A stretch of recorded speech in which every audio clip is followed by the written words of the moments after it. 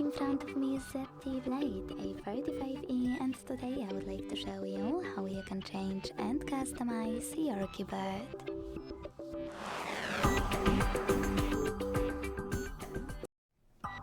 Begin by launching your keyboard and clicking on this icon of a color palette at the top of it. Now you can select any of those themes by clicking on a perfect one for you. I will go with this one. Managing keyboarders thanks to this switcher and hitting apply. As you can see, after a couple of seconds, theme of my keyboard has changed.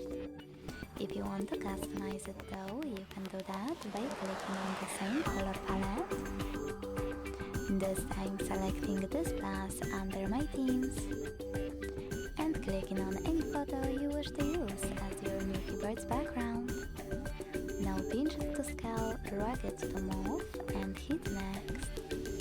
Adjust brightness by swiping left or right.